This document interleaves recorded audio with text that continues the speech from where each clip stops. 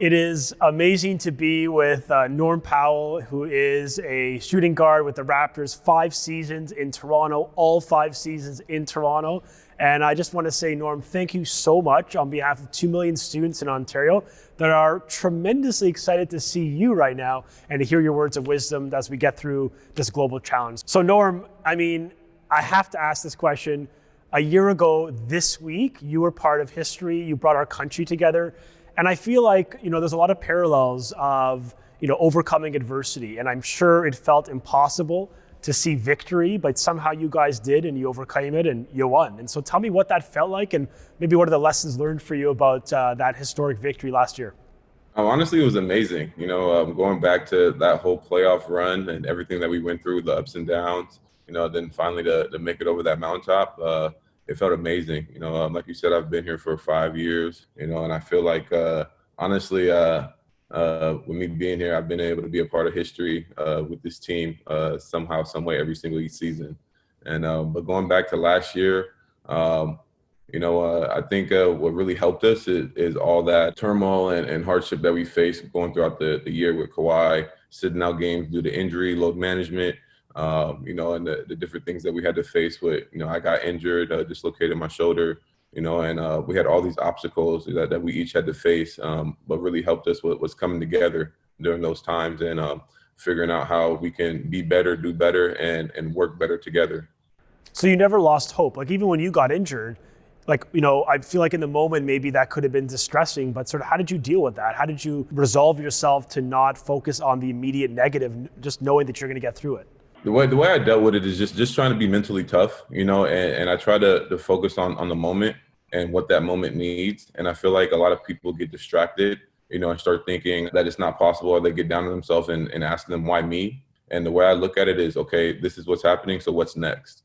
Like, what do I have to do to continue on the course to get me back to, one, playing on the court, but back to being able to work towards the goal that we have in mind, individually and as a team collectively. Just the main focus of, okay, this is what happened.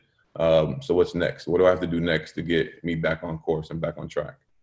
So the season's been suspended essentially since mid-March, and I'm just curious, sort of, what are you doing to stay active? What's sort of your regimen? Allow us into the day in the life of Norm Powell. Well, at the start, it was kind of difficult, when everything, first came out, because I was in my apartment in Toronto and I didn't have any equipment, so it was all about how do I find ways to stay active and stay in shape and maintain my endurance and my conditioning and my strength. It was a lot of finding different things around the house, like filling up a backpack with books and water bottles, so I'll do push-ups and sit-ups and things like that to stay active in the apartment.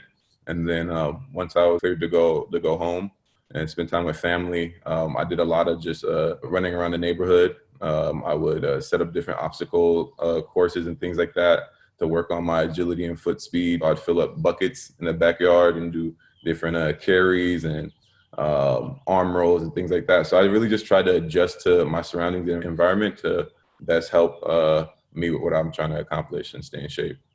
But that requires you to stay motivated. Like, you sort of have to be sort of self-disciplined or somehow have a bit of that energy from within. So where are you getting that energy? What's giving you that sort of focus to do it, to continue doing it? I think a lot of it stems from, my motto, my lifestyle brand, understand the grind. I think a lot of it is based on that. And what that is about is maintaining the course despite what is being thrown in your way, and if you have a goal, if you have something that you want to accomplish and achieve, you have to figure out ways to go about that and achieve that goal, no matter what the odds or the cards look like being stacked against you. Despite what's happening around the world with the pandemic and COVID, it's all about maintaining that main focus. It's all about planning for what's next after this. I think what's most important is maintaining that motivation that you had when everything was at your fingertips,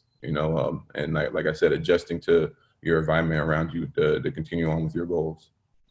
I feel like it's a way of expressing to young people, to everyone, to never lose hope. it's like even with all the challenge and adversity, I feel like the message I'm hearing from you is that it's being hopeful and optimistic is sort of a recipe of success in life. Yeah, definitely. I think that's the main focus, is that you have to remain hopeful and optimistic, because I think if you don't, then you can start really getting into a negative mindset and a negative feel about yourself, and the greatest way to achieve anything is to continue to have hope, even when things aren't going your way. You have to remain hopeful that what you're doing is eventually gonna come to light. All the hard work, all the dedicated time and sacrifices that you've put in to your craft and into your schooling, into learning what you need to learn, that you're going to find benefit from that. You put out this concept of math is basketball. And I love that idea. Can you just expand on it? Because I feel like there's such a disconnect between numeracy and mathematics skills and sport.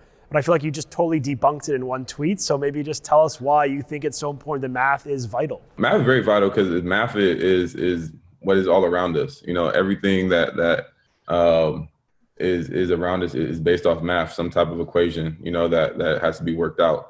And I feel like people lose kind of sight of that, especially when it comes to sport, and be able to put the two together. You can see no, there's math involved in basketball, and you see it more in today's game than ever, with analytics and learning the different percentages around the court, with making a shot, high percentage shots, low percentage shots, and just to see the way the game is changing. So I thought it was really cool to be able to do that, and show that they're not two separate things. They're one and the same. You just have to kind of adjust your view a little bit and see it from a different perspective. And so it was a lot of fun to be able to do that. So you've been super generous with your time. Final thought, in one sentence, you're talking to 2 million young students who are all at home. What would be your advice for students in this province? My advice would be to stay motivated, stay focused on what your end goal is. Stay positive despite what's going on around you. Stay positive and have a positive outlook on overcoming this. And stay safe. Do everything necessary to keep you, your family, your friends safe. Wash your hands. Do the basics of good hygiene, and continue to go after your goals with a positive mindset.